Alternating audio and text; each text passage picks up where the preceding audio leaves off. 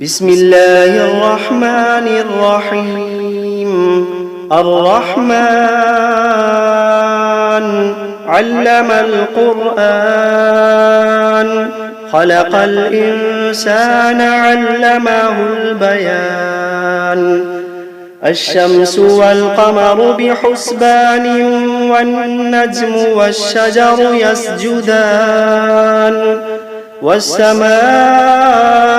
رفعها ووضع الميزان،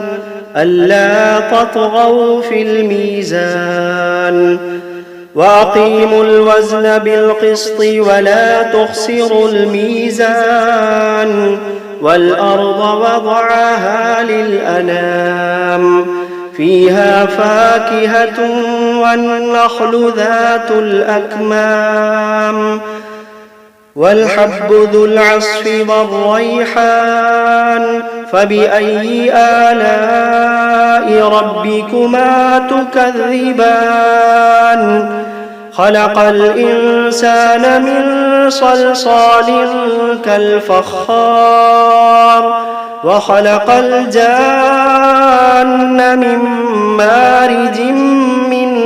نار. فبأي آلاء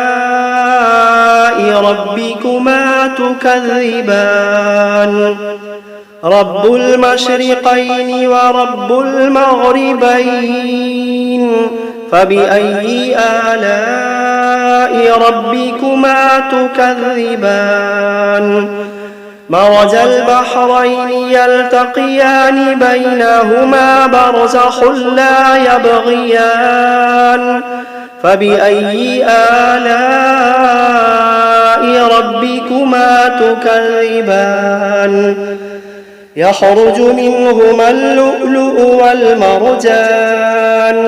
فبأي آلاء ربكما تكذبان.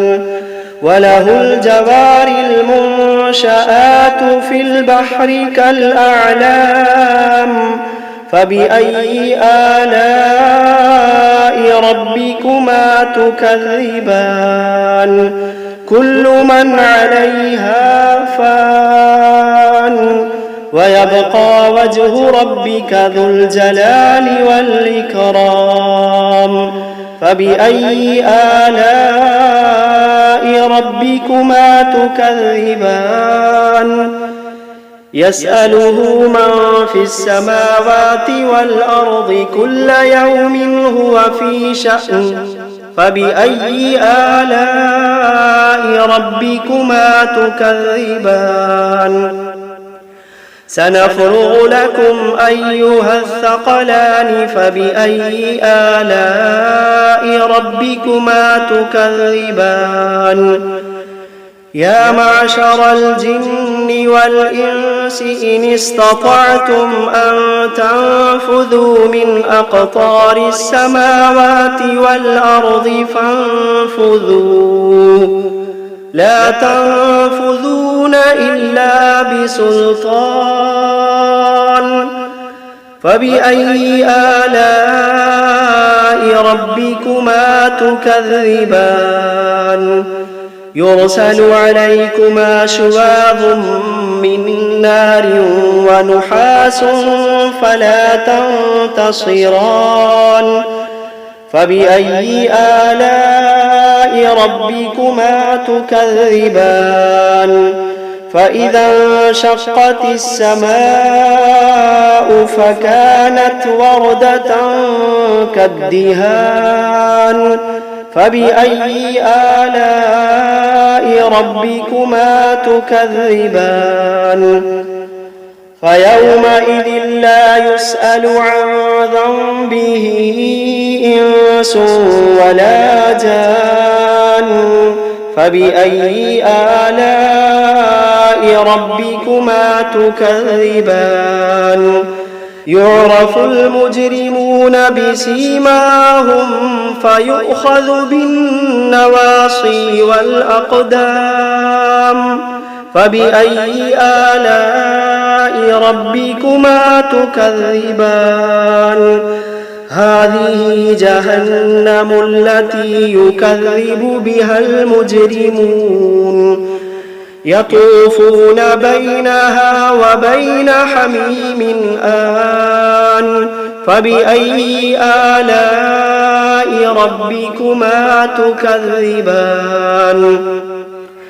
ولمن خاف مقام ربه جنتان فبأي آلاء ربكما تكذبان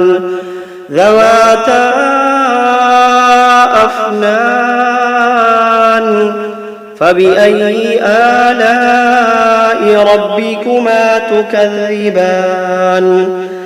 فيهما عينان تجريان فبأي آلاء ربكما تكذبان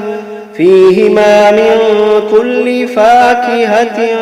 زوجان فبأي آلاء ربكما تكذبان متكئين على فرش بطائنها من استبرق وجنى الجنتين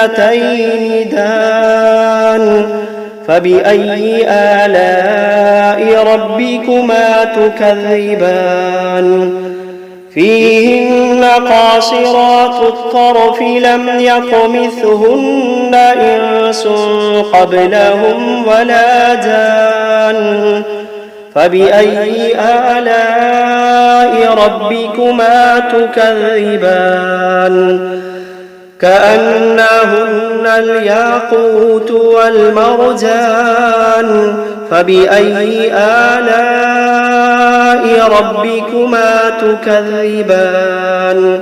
هل جزاء الإحسان إلا الإحسان فبأي آلاء ربكما تكذبان ومن دونهما جنتان فبأي آلاء ربكما تكذبان مدهامتان فبأي آلاء ربكما تكذبان فيهما عينان نضاختان فبأي آلاء ربكما تكذبان فيهما فاكهة ونخل ورمان فبأي آلاء ربكما تكذبان فيهن خيرات حسان فبأي آلاء ربكما تكذبان حور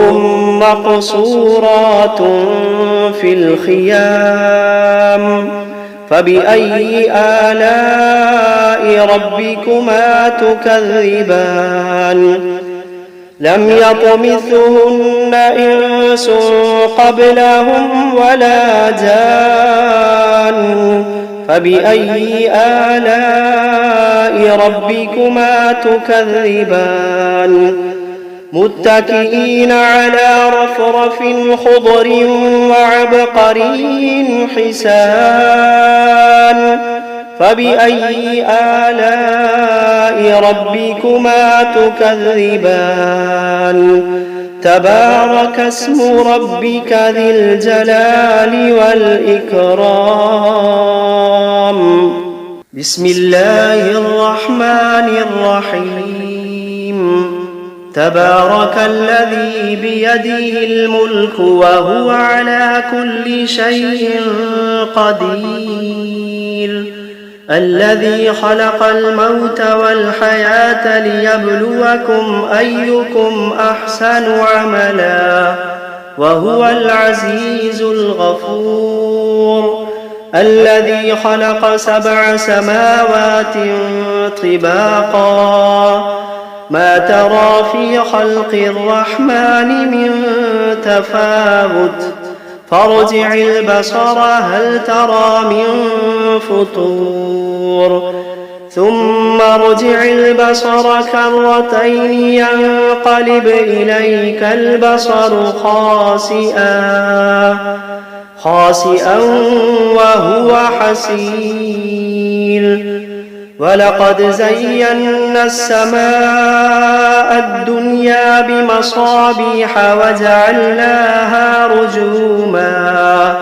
وجعلناها رجوما للشياطين وأعتدنا لهم عذاب السعير وللذين كفروا بربهم عذاب جهنم وبئس المصير إذا ألقوا فيها سمعوا لها شهيقا وهي تفور تكاد تميز من الغيظ كلما ألقي فيها فوج سألهم خزنتها ألم يأتكم نذير قالوا بلى قد جاءنا نذير فكذبنا وقلنا ما نزل الله من شيء إن أنتم إلا في ضلال كبير وقالوا لو كنا نسمع أو نعقل ما كنا في أصحاب السعير فاعترفوا بذنبهم فسحقا لأصحاب السعير إن الذين يخشون ربهم بالغيب لهم مغفرة وأجر كبير وأسروا قولكم أو اجهروا به إنه عليم بذات الصدور ألا يعلم من خلق وهو اللطيف الخبير ألا يعلم من خلق وهو اللطيف الخبير هو الذي جعل لكم الأرض ذلولا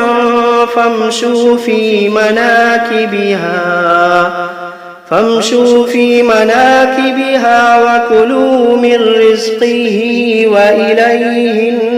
النشور أأمنتم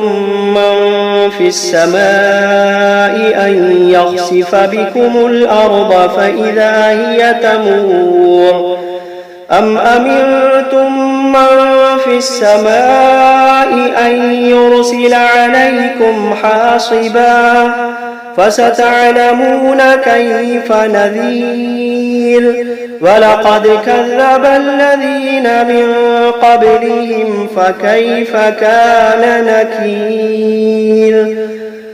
أولم يروا إلى الطير فوقهم صافات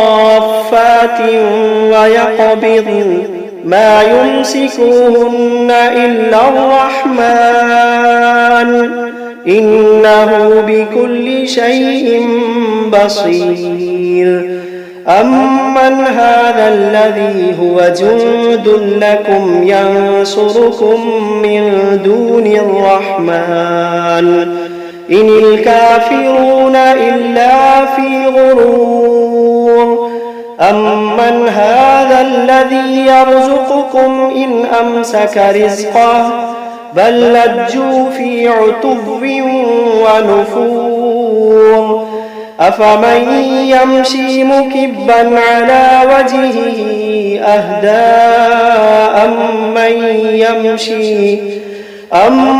يمشي سويا على صراط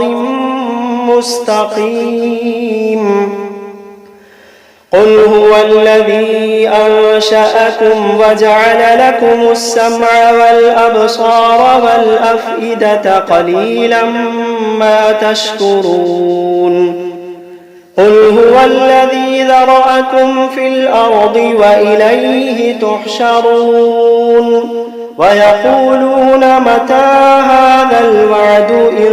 كنتم صادقين قل إنما العلم عند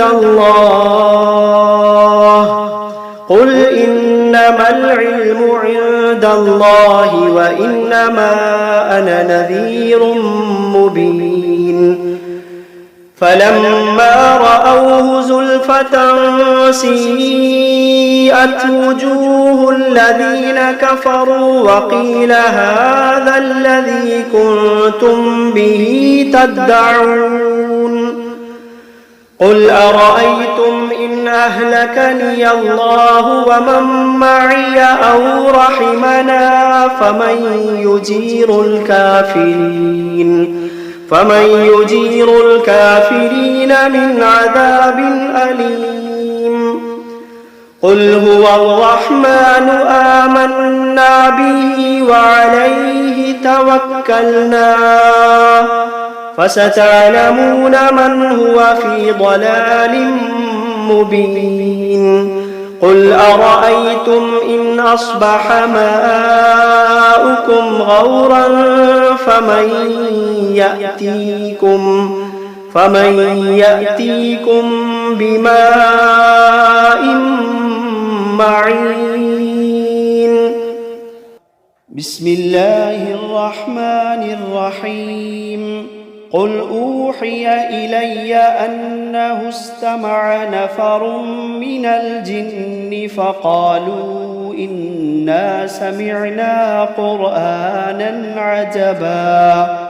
يهدي إلى الرشد فآمنا به ولن نشرك بربنا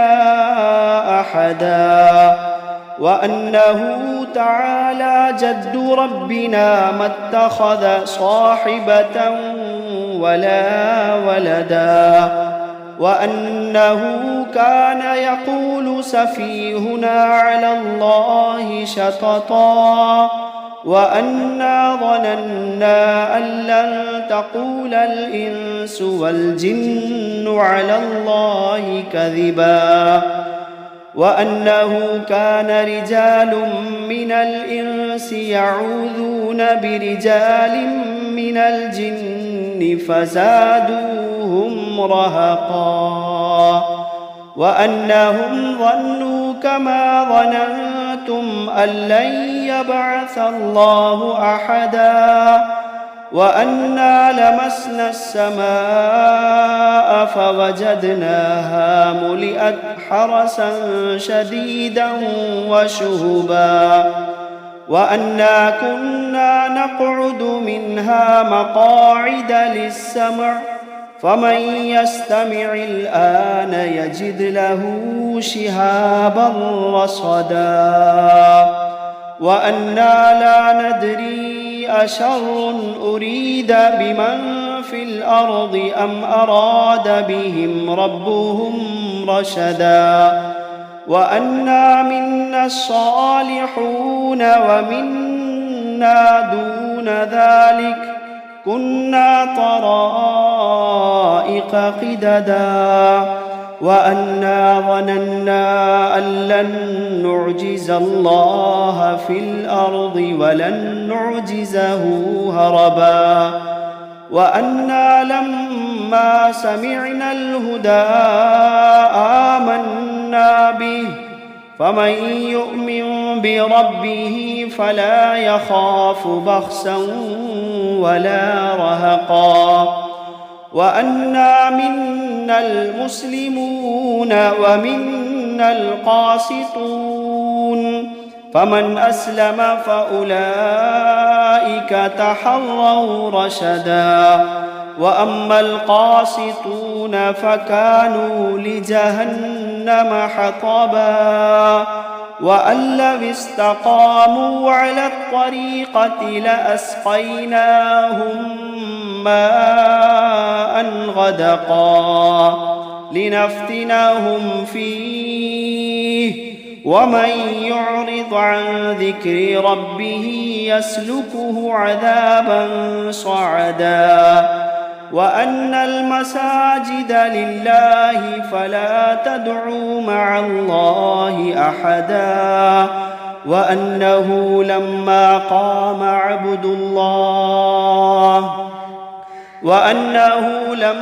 قام عبد الله يدعوه كادوا يكونون عليه لبدا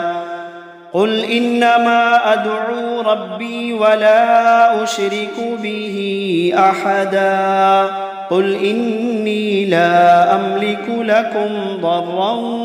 ولا رشدا قل إني لا أملك لكم ضرا ولا رشدا قل إني لن يجيرني من الله أحد قل إني لن يجيرني من الله أحد ولن أجد من دونه ملتحدا إلا بلاغا من الله ورسالاته ومن